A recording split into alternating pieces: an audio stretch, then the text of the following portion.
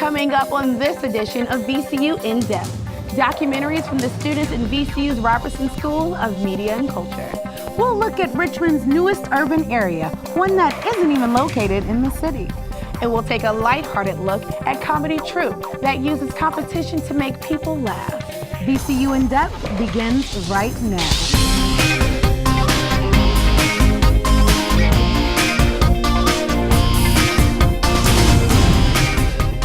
Hello and welcome to this edition of VCU In-Depth. I'm Latoya Todd. And I'm Sierra Jarrett.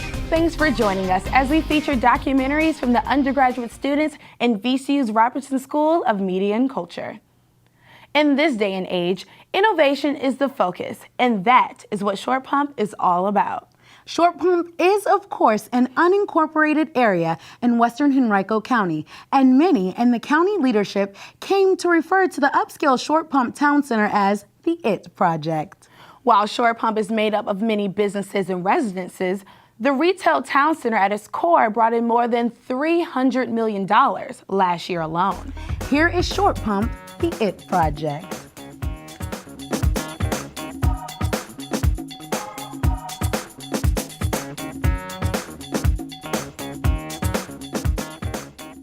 I came to Henrico County in September 1972. Short Pump at that point in time consisted of a grocery store, let's say just east of where Pump Road is now. There were some gas pumps there and literally nothing else was in there. The first thing that would come to mind is literally out there. Short Pump, believe it or not, was a stagecoach stop on the way to western parts of Virginia, Charlottesville and so forth, along the Broad Street corridor, which was an early main collector, main arterial roadway, if you will. It was farmland. It was beautiful farmland. And it's amazing how quickly that farmland has changed to urban development. Where is Short Pump? If you look at a map of Richmond, first you want to find the James River. That really is what birthed the city of Richmond, was the James River. You look at the first county on the north side of the James River, just to the west of Richmond, that is Henrico, and if you go all the way out to the edge of Henrico, almost to the Goochland line, there you'll find Short Pump. Short Pump Town Center began, really most people don't realize, probably I would say 30 plus years ago. That being that the property itself was being amassed by one family who lived, quite frankly, on the south side of Broad Street to this day. Latter part of 2001, when all of the agreements were put in place, the Board of Supervisors approved the overall aspect of what was going to occur, and we began the actual construction of Short Pump Town Center that you see. In governmental circles, it's what we call the IT commercial project, the one that you dream about, the one that hardly ever happens anywhere. But when it does, it becomes a focal point for other activities to come to, and that's exactly what happened. Well, Short Pump Mall economically has been an enormous economic stimulus. It's just a slang term that we use, the IT project. You don't get them very often, and they are expensive, and yet they bring so much to your locality. And in the commercial aspect, Short Pump Town Center brings a lot of revenue, a lot of people, a lot of development, a lot of everything to Henrico County. It is truly the IT project in the commercial arena. You know, as the county looks at Short Pump, it's very proud of it. Again, it is a economic engine, and it's attracted, the positive is it also attracted, I think, bigger development from outside, which you would normally get. Because of that intensity of commercial development, it attracted other developments. In other words, the shopping, the types of activities going on in the center itself generated restaurants. Restaurants generated associated businesses. And it just multiplied on itself to what you see today. I'm talking about places to live, places to work, schools, that everything one needs, so to speak, that you associate with city life, you have in West End, Henrico County. Certainly we have great development that's been here from developers and residents locally, but it's always nice to start attracting some of the big guns from outside our area too. So it kind of puts us on the map. By 64 and 95, you can get quickly pretty much. And people talk about congestion. It's getting worse, there's no question about it. I don't enjoy getting in the car, heading to Short Pump any work day at 5 o'clock. It's a mess. Lots of people say that the traffic is too much. But quite frankly, if you stop and think about it, you can't have this development without traffic. It's a part of the development, and that development is now a part of the Richmond metropolitan area, not just Henrico County. Virgil Hazlett was a traffic engineer before he was county manager. And I think he kept an eye on that, had a high standard for not overwhelming the traffic. And that's an incredibly important thing to happen.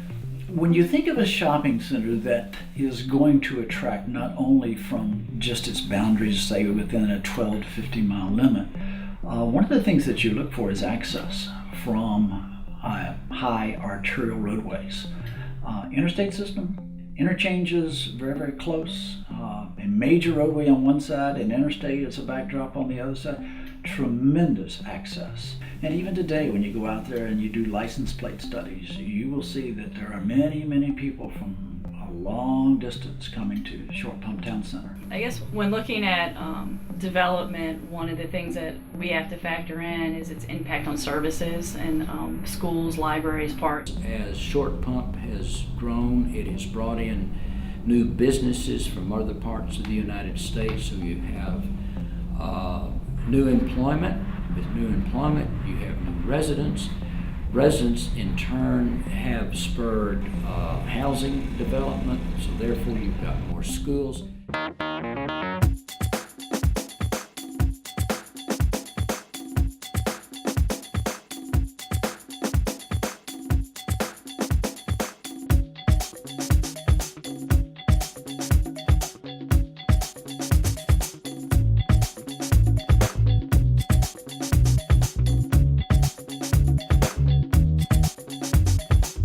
How has it helped the education of the area? Well, the education system itself, each of the school systems get a portion of sales tax that is collected by the state of Virginia. Obviously, Henrico County generates a large amount of sales tax from Short Pump Town Center. So yes, it has impacted the Henrico County system dramatically.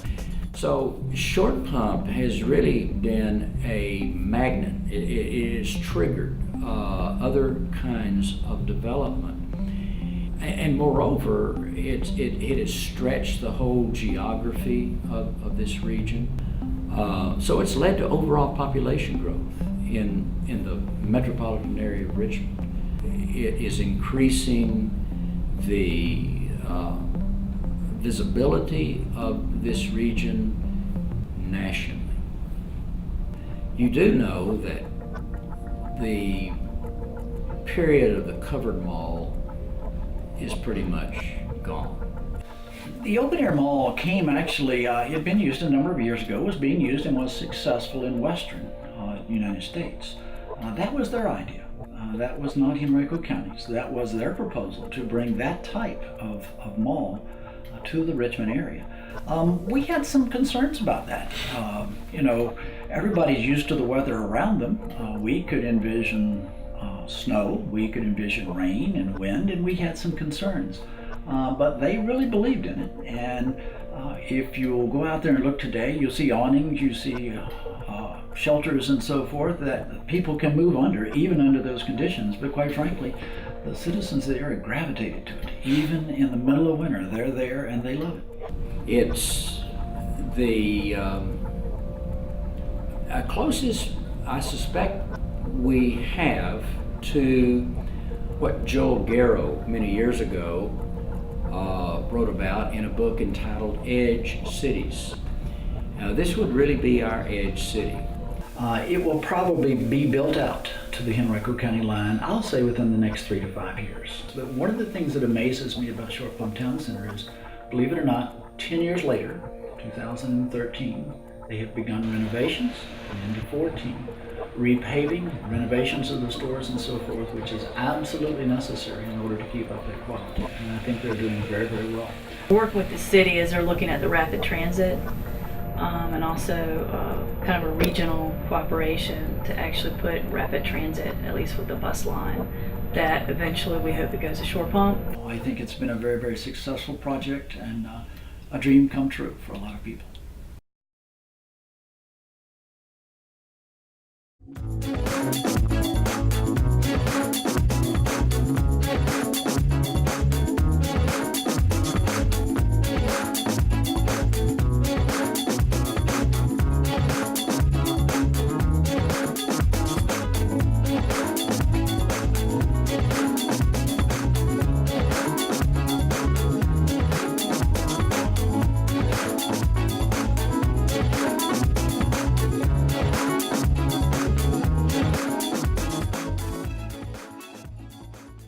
I'm Bill Oglesby, an assistant professor in VCU's Robertson School of Media and Culture and the instructor for the documentary class.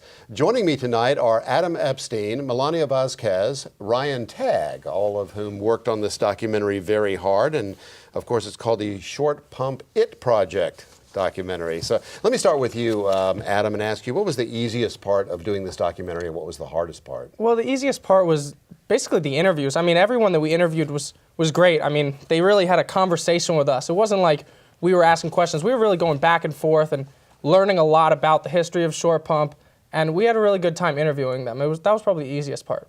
What about the hardest? The hardest part was probably trying to get in touch with everyone and then getting us to all work at the same time, because I know they're all real busy, I'm busy. So the hardest part was getting us all together in a room to talk about what we're going to do and then get the production process going. Mm-hmm. Okay. Melania, I would think just narrowing it down might be one of the tough parts because there's so much in Short Pump, right? Yeah, it really was. But I mean, you know, we worked it out, figured it out. So. Well, how often do you visit Short Pump yourself? I actually visit Short Pump like at least once a week. I mean, you know, it's just... Big shopper? Yeah, I mean, that and then like just so many other things to do as far as like going out to eat, and it's just, it's better than just like going downtown and trying to find parking kind of thing. And it's better than, you know, I live not too far from White Oak Village, so that's just like something little, but Short Pump is just like so much bigger and bring family, you know what I mean? So it's, I really like it. Okay. Well, Ryan, why exactly did you pick this particular topic for your documentary? Well, progress is such a hard thing to measure, and it's such a hard thing to see when it actually happens. I grew up in Northern Virginia, so when I moved to Richmond about 2 years ago, one of the things you hear about Short Pump is that there was just nothing there, and now it's just blown up and it's almost a city unto itself. So it seems one of those rare times where you go from literally nothing to a huge, just almost metropolitan area.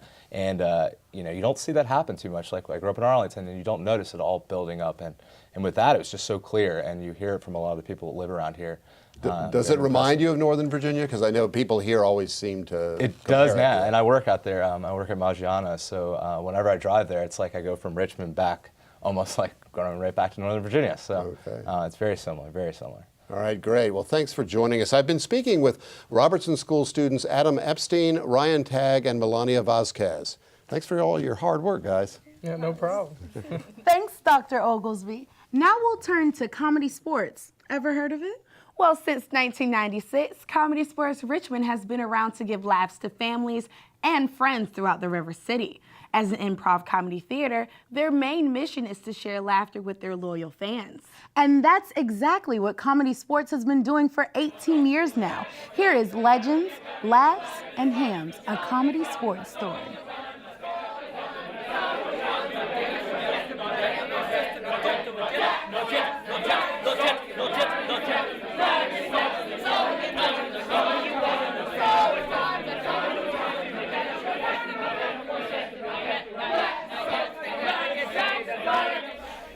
Comedy Sports has been there for me through some very, very tough times in my life.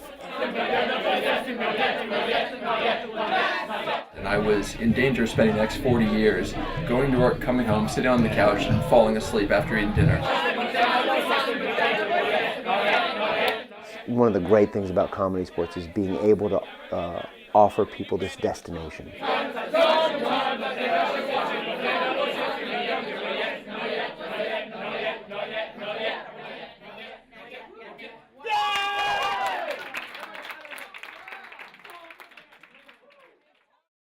Comedy Sports is improvisational comedy.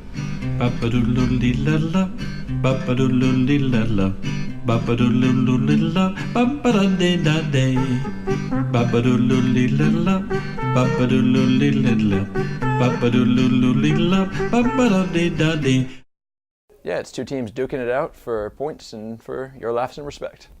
It's improv because it's all made up. It's all on the spot. And it's set up like a sporting event. So it's not comedy about sports. It's comedy that is a sport. It's a sporting event of comedy. We are a family. Most of the people out there I've known since I was like 5 years old. I've been coming to Comedy Sports since I was 5. So I've grown up with them and they've seen me grow up as well. So Comedy Sports to me is a family.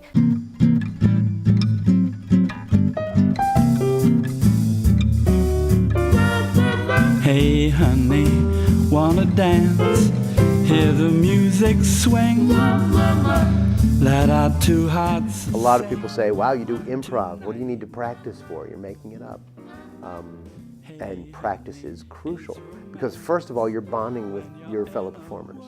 We have a large troupe, and so you never know exactly who you're going to get scheduled with week after week. So when you get to practice, you're getting to see, that's the quality time you get to spend with your fellow performers.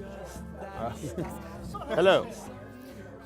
Normally one would think that I would improvise all the parts of teaching an improv workshop, but I have notes. They're right here. And these notes are really important because they have all of the knowledge that I will be sharing tonight.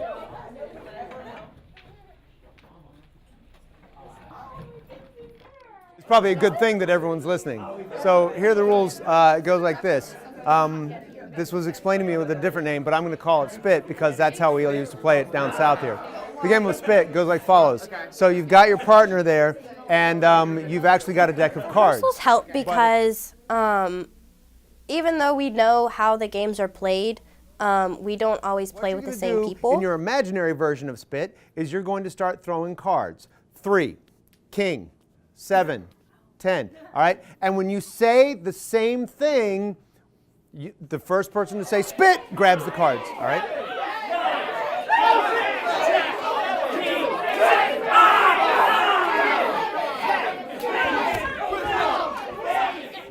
But you may not have played with 2 of your 4 people or 2 of your 3 people, and then it makes it rough. So practices and rehearsals are very important because it helps you get to know the other players, and it helps you get to see what their strengths and their weaknesses are, and then it makes for the show to be so much better because we can play to the strengths and avoid the weaknesses.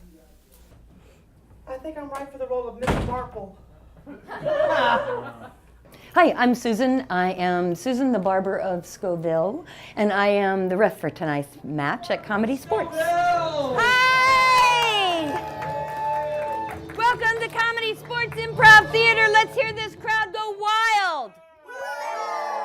Well, we all go warm up so that everybody's got their head in the game, everybody's connected. We are excited and full of energy. Captain's on the playing field.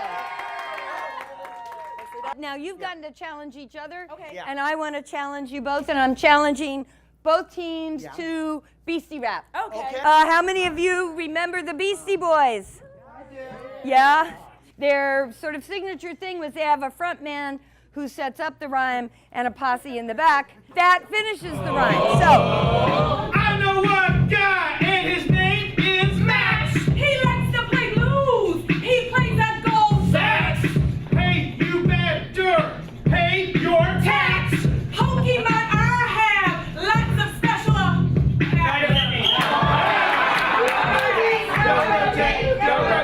Go rotate. When people go to a stand-up comedy show, they expect to get insulted. And at Comedy Sports, that is not the case. When we don't put anyone on the spot that doesn't ask for it. You know, we're not there to insult people. We're there to bring them in and have fun with us. And so that's really what I like about interacting with loyal fans is breaking down that preconceived notion that, uh-oh, he's getting ready to pick on me. And then you just see that I'm having this conversation with you and laughing with you and bringing you along into the joke. So like just making them feel a little bit of happiness and pride is awesome, just to see them smile. The loyal fans are the kind of people I'd like to hang out with anyway. It's just they're the right kind of people who I'd like to know. My favorite thing about comedy sports is the community. I always knew that these people would be there for me no matter what and would help me through these things, and that's exactly what's happened. When I first started doing comedy sports, I really knew that I needed some kind of outlet. Over the years, comedy sports means so much more to me than that. Comedy sports is this national network of the nicest people you have ever met.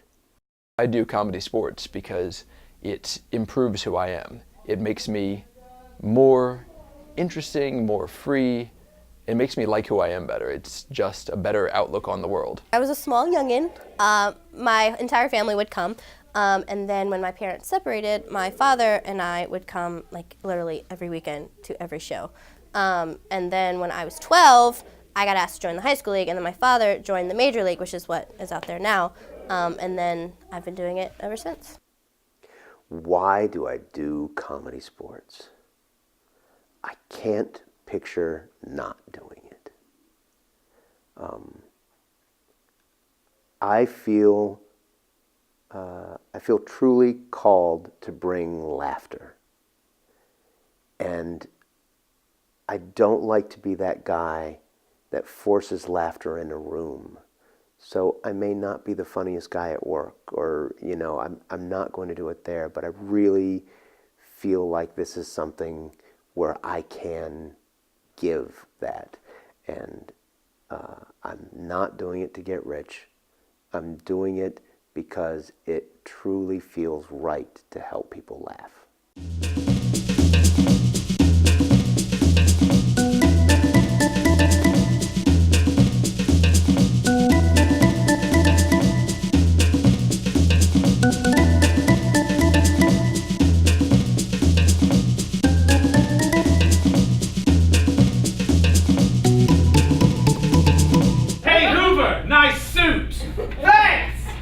Check out these matching roller skates. Wing-a-ding-a.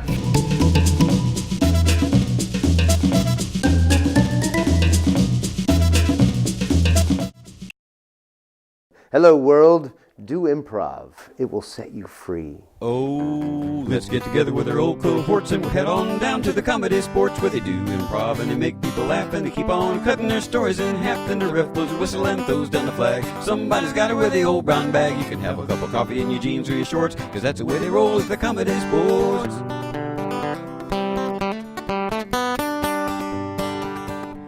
There's a guy named Dave and he plays Mr. Voice, or he could be the referee if that's his choice. And you dang better sing for the Golden Fox, so you find yourself singing in the apology box. Don't throw things at the people that you see, or they'll take you out back and you'll be tickled till you pee. They'll perform at your businesses or military forts, 'cause that's the way they roll at the comedy sports.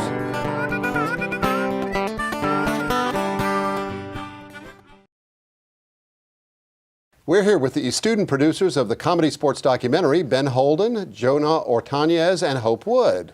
Thanks for being here, guys. Ben, let me start with you. What was it like settling on them, and how did you settle on them as the subject for your documentary? Well, I'm from Richmond, and as are they, and I've been going to their shows for maybe 5 or 6 years now. I started going when I was in high school, and they've just always been a lot of fun. And in documentary class, I wanted to tell a story that was really entertaining and maybe shed some light on this type of comedy that a lot of people don't know about. Mm-hmm. So it was pretty easy to decide. Yeah, okay. Well, Hope, it looks like they were a pretty close-knit group, to say the least. Extremely close-knit. Did they allow you in easily? How did that go? They welcomed us with open arms, and they just were very accommodating. After every shoot, they were like, tell us anything you need, that we're actually going to show them the documentary at their next practice on the 7th. So they were really excited to see that, and they were really welcoming to us. And none of them were shy? No, no. Not at all. Well, that's good because the producers aren't either, right? So, Jonah, were there any problems along the way? I mean, you made it look easy, but were there any difficulties along the way? I think my team and I could tell you that no, we didn't go through any speed bumps or road bumps. It's like everything went so smoothly. They really helped us they gave us every resource you can imagine to make this documentary like as successful as it could be. What would you say is any of you can take this, but what would you say is was the biggest challenge of doing this documentary? I think picking the right people for the interview subject. Dave helped us out with that a lot. He led us to our to the interview people, because when you first walk in and you see like 40 people, it can be kind of overwhelming. So it was really nice to have Dave help us. That's Dave Gow. Yes, Dave Gow. Yes, yeah. He helped us a lot, like with picking our interviews, and I guess he knew who would say what needed to be said. Okay, well, good. Are you all ready to sign up now? Yeah, I am. I could see you doing that. No, thank you. I'm not funny enough. No, I don't think any of us are actually funny enough. Oh, well, ouch. That one hurt. Well, thanks a lot. Ben, Holden, Jonah Ortañez, and Hope Wood, the student producers behind Legends, Laughs, and Hams, a comedy sports story. Very nice job, guys. Thank you. Thank you very much. Dr. O. Thanks again, Dr. Oglesby.